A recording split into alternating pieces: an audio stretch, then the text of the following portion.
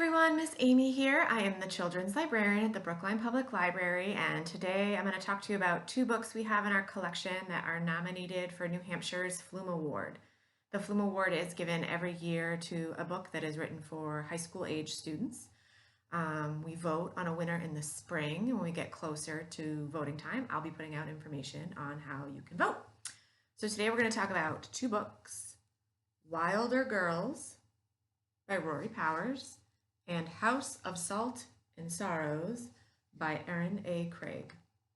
So Wilder Girls takes place on a remote island in Maine where a rampant illness has been ravaging an all-girls school there. They're the only people who occupy the island. And the talks, as they call it, is required them to quarantine on this island, and it affects everyone differently. Main character Hetty, one of her eyes sealed shut.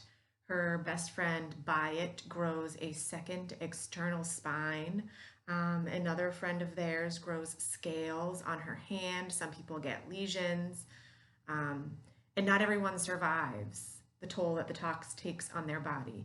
And it doesn't affect just people. The wildlife, the trees, the plants, the animals that live on the island are affected as well.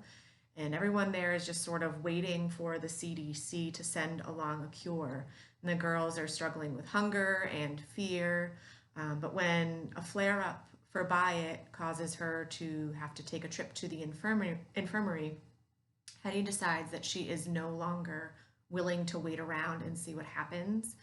But she uncovers more than she probably ever thought possible in her pursuit to help her friend.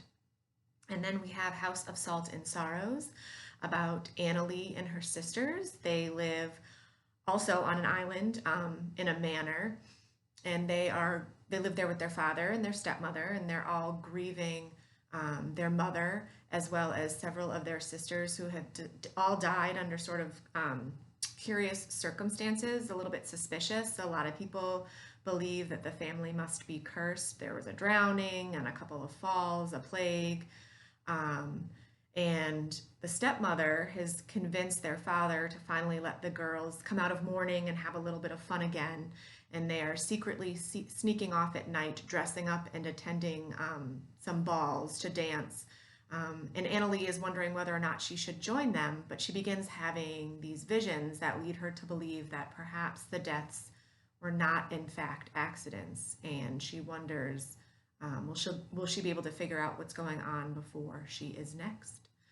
Both really good YA options. If you're interested, I hope you'll check them out.